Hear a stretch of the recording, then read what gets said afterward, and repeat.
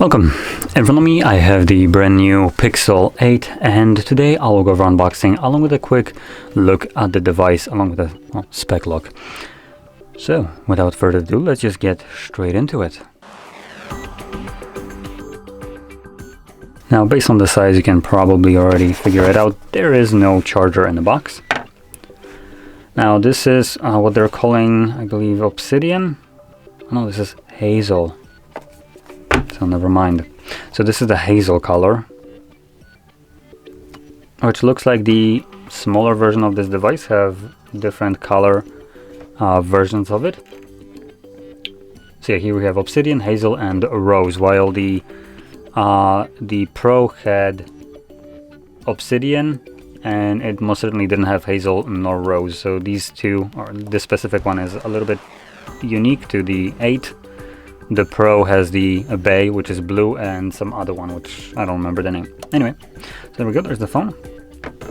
Now inside, we also have this little adapter, Type-C to Type-A USB. This is actually a really handy inclusion, which will allow you to just use basically any kind of accessory. So as an example, you could grab a wired mouse, plug it in, and you're good to go. Or even like wireless, which I'll showcase this in a second maybe. Anyway, below that we have a Type-C to Type-C cable, and here we just have an instructions. So I'm just gonna drop that back in. We don't really care about that. So let's close that and move over to the device. Now I should have probably turned that on while I was looking what else in the box, but whatever. So right now you can see the display. Pay attention to the bezels. You can kind of see them clearly right now, which won't be as clear in a second once the device boots up. So this has a screen to body ratio of 85.5%, and it comes with a display size of 6.2 with a 1080p resolution, more precisely 1080 by 2400. It's an OLED display running at 120 Hz refresh rate with HDR10 Plus certification and a peak brightness of 2000 nits. Now that being said, the Pro comes with 2400 nits, so it actually gets brighter. It also has a 428 pixels per inch with a Gorilla Glass Victus, and that's about all the info for the screen. Now, for the people that don't really know what I just said, aren't really tech savvy and with the display specs and stuff like that, just to simplify this and explain a couple things. The refresh rate, which is 120 here, will mean that any kind of scrolling motion or just any movement on the screen will feel nice and buttery smooth. So that's a first good thing. OLED display will mean that anything that is black is truly black, and the pixels behind that color are basically turned off. So in terms of contrast, anything that is supposedly black or supposed to be, it's just going to be just pitch black. Turned off pixels, they won't be emitting any kind of light, which gives you these nice contrast ratios, and each one of these pixels right here emits its own light. So in typical displays that don't have OLED, when you have any kind of for instance half and half as an example, where one half is fully black, the other one would be fully white, the back panel would be lighting the entirety of the display, and it would just provide you with a black color, but it's still going to emit light. While here, if you have black and white side by side, the white will obviously be emitting light because the pixels itself emit light, while the black ones are just gonna turn off. So it's going to give you this outstanding contrast between these two colors that is, well, not comparable to basically anything else. Now, moving on, let's now touch upon the internals. So we have a 4575 mAh battery in here, which is actually quite surprising. This is a relatively small device, so having such a big battery right here is actually a pretty good thing. That being said, it's also coming with a Google Tensor G3 processor, the same one that comes with the Pro version of it. But unlike the Pro, we do have less RAM on the device. The Pro comes with 12. Here we have only 8 GB of RAM. Now I'm saying only, but that's not really most accurate to describe this, accurate way to describe it. Just because 8 GB of RAM on Android, I would say, is plenty enough to get you through anything that you throw at it. Now, where it kind of is a little bit worse, I would say, is the storage. So entry model right here will have 128 gigabytes of storage, and the max version of it will just have 256 gigabytes of storage. Unlike the Pro version, which comes with 4 different storage types starting from 128 and going all the way to 1 terabyte with everything in between. So here we're just stopping at like 256 max storage, which is a little bit of a shame. 256 is what I would consider the minimum storage amount that you should have in right now. So 128 I would say is a little bit on a smaller side. You might run out of the storage pretty quickly, especially if you tend to capture video footages at 4K. Now luckily you do have the inclusion right here, so you could just kind of like plug that in, get some kind of, for instance, SD storage like this, plop that in, and then transfer over the data to your little drive, and again be good to go for some time. But it's a little bit of a hassle to do such a thing if you need to like transfer over data frequently. It's just better to have bigger storage. So I would recommend actually going for 256 right away if you're planning to get this device and you're planning to record videos with it and do all that stuff. Just a typical usage with a bunch of applications. It's going to be better to have more storage. Now, continuing on, the storage right here is a UFS 3.1 storage type, so it's pretty good. It's not going to be the best one right now, and I think the Pro one should have probably better one. Let me just quickly check. So, no, the Pro one has the same storage type. Okay. Now, continuing on to the cameras actually, so I didn't need to flip it. We have what looks to be a dual camera setup right here. So the main sensor is a 50 megapixel f1.725mm wide lens with multi-directional PDAF and a laser autofocus with optical image stabilization. Then besides that we have a 12 megapixel f2.2 126 degree ultra wide lens, and with those cameras you can shoot at 4K 60 frames max. You can do also 24 or 30, and 1080p again 30, 60, along with slow motion of 120 and 240. Again with image stabilization, so gyroscope, electronic image stabilization, optical image stabilization, and 10-bit HDR. And at the front we have a 10.5 megapixel f2.2 20mm ultra wide lens PDAF, which will be able to record at 4K 24, 30 or 60 and 1080p 30 or 60. So you lose the slow motion of 120 and 240 compared to like the back sensors. So there we go, that's basically the cameras right here. And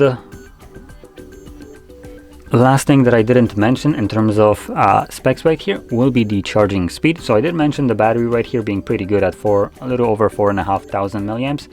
In terms of charging speed, we are looking at wired speed of 27 watts, power delivery 3.0, which advertised speeds will be 50% in about 30 minutes.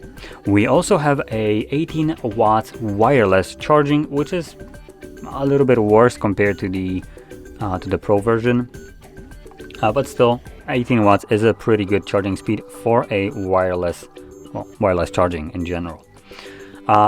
One thing that I recommend when it comes down to these devices, because they are fairly popular, if you're planning to utilize wireless charging, I highly recommend getting something like this. Let me just grab that. Something like this. So this is a Pixel 8 case that comes with a MagSafe built into it.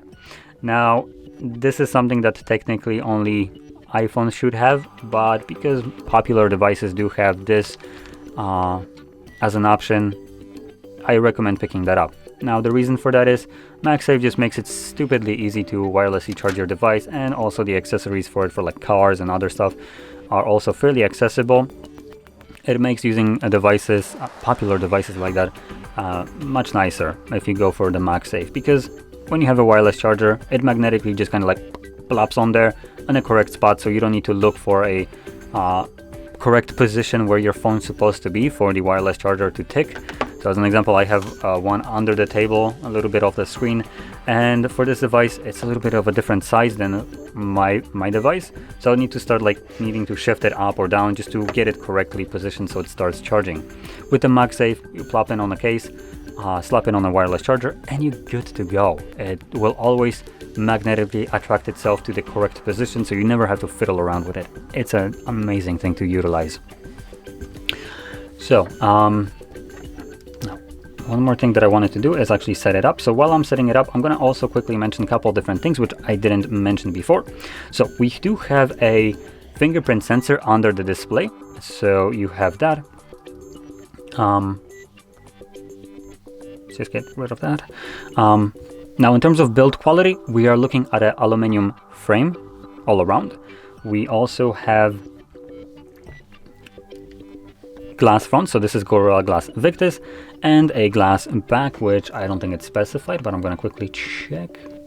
Oh no, it is. So back is also Gorilla Glass Victus. And another thing is the SIM tray right here. This is just a single SIM tray, nothing more. So single SIM card and that's it. No SD card expansion or anything like that. Now with that being said, I did want to showcase this little thing. I'm going to grab my wireless charger, or not charger, wireless mouse. It uses a USB dongle. It's a Lightspeed dongle from Logitech. Just to kind of showcase this, I'm going to plug it in and it should start working. Or not. Come on. Well, that's unfortunate. No, it seemed like I've lied. Let's see something else in this case.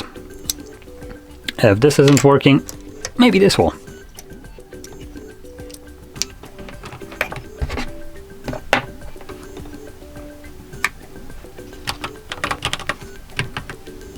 So it is powering my... Oh, yeah, but it's working. I should probably bring that up into view. So right now we can see these are connected.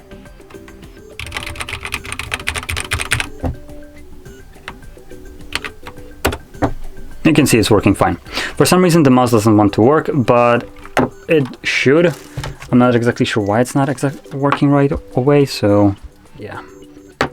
But there we go. That is the brand new Pixel 8. And the last thing that I'm going to mention is the price tag, because I haven't talked about that at all. And this device comes at roughly $700 US. Now, if you're buying it in Europe, you will also, I believe, need to include tax. So it's a bit of a bummer, a little bit more than 700 at that point.